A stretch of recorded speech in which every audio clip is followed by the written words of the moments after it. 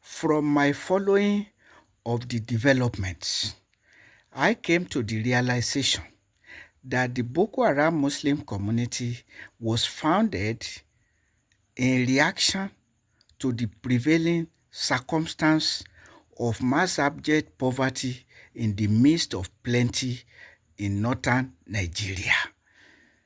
Uh, that means that a few living in affluence while the overwhelming majority are living in abject poverty.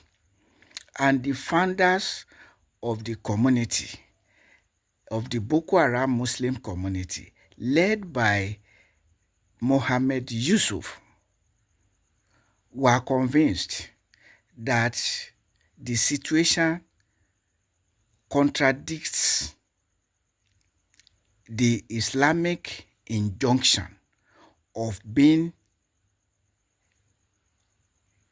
your brother's keeper, Islamic fellowship, usually called Islamic brotherhood, but let us call it fellowship to include men and women Muslims. So, to live the authentic Islamic life, Islamic community life. So the community was founded to be an ideal, exemplary Muslim community,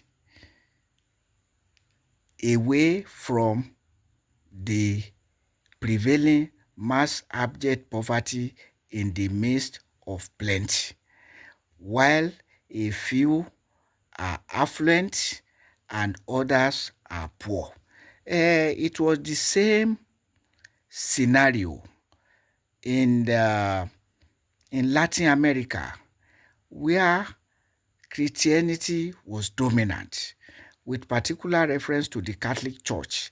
Latin America was, I don't know if it still is, predominantly Catholic. And the people came to find that some are living in affluence while others are living in mass abject poverty.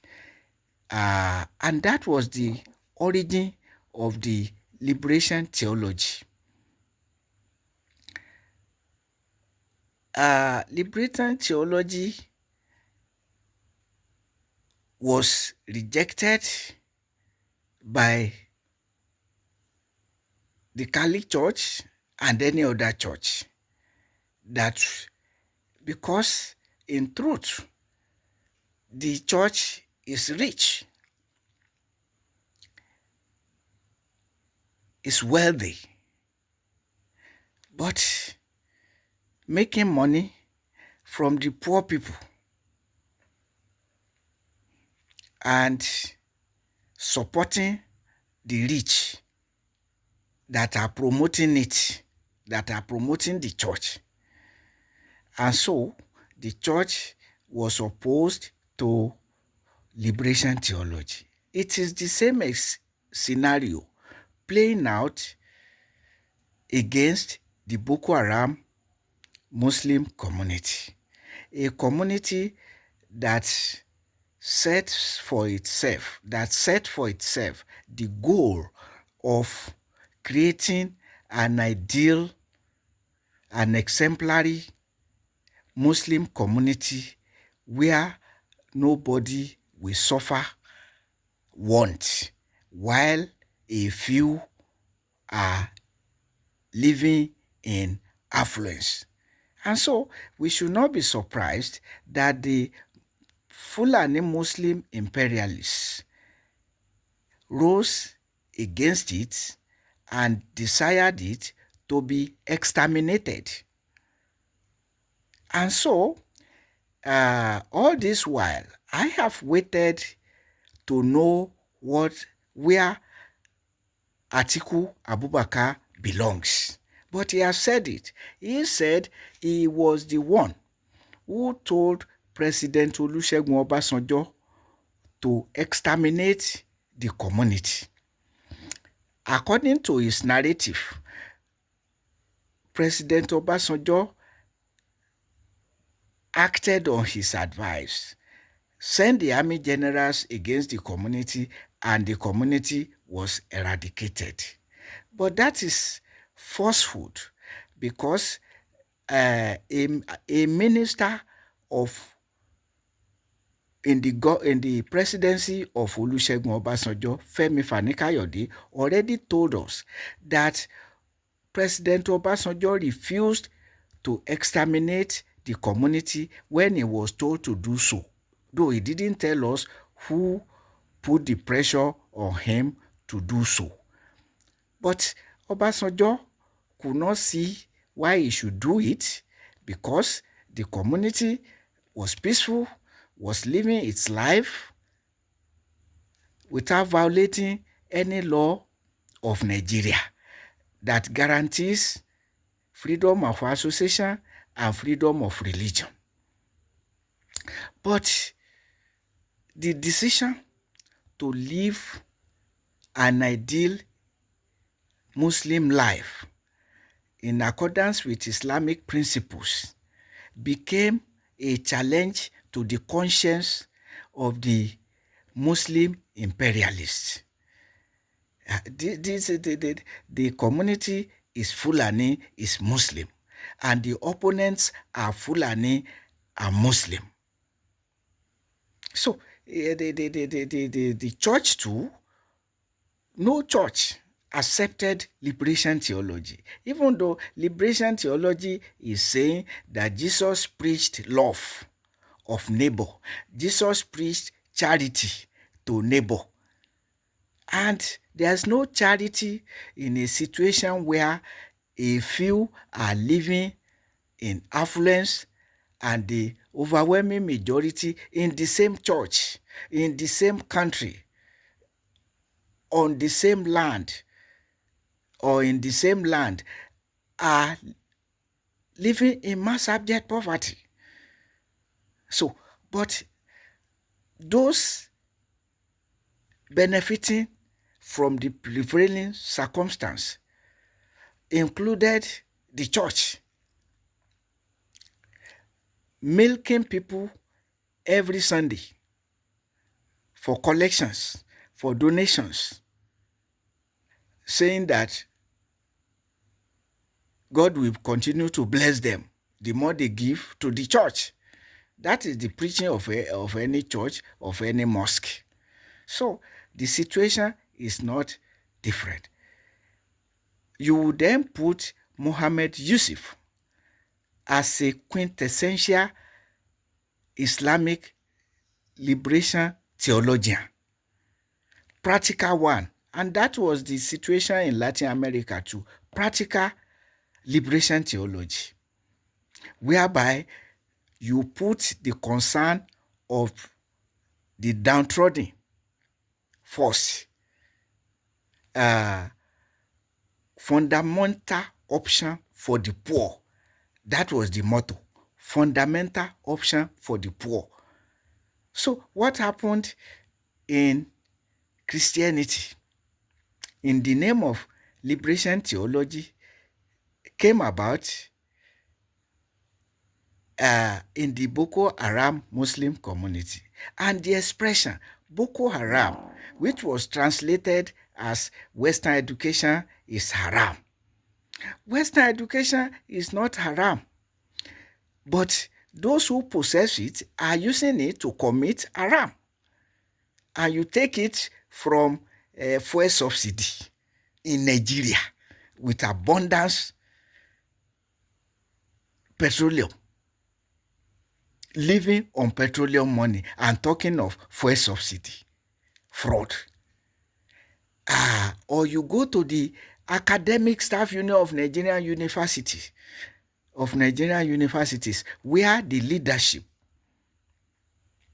amended the constitution oligarchically, something that is an illegality, but a case of who will question us, amended the constitution to be extorting a percentage of each ASU members' monthly salary monthly. And you say Boko Haram, and you say Western education is not haram. Yes, Western education may not be haram, but it has become entangled with haram, creating concepts to fool people.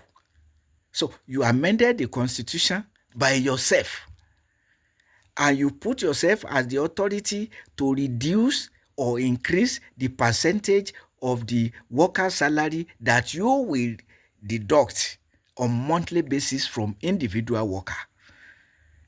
And then you also came up with a fraudulent concept, and academic allowance, sitting on the allowance of the members, extorting a percentage of their salaries, sitting on their allowances, and because of that, because of the millions you are making from the so-called academic allowance, you reach agreement with government to put aside increment of salaries for the workers.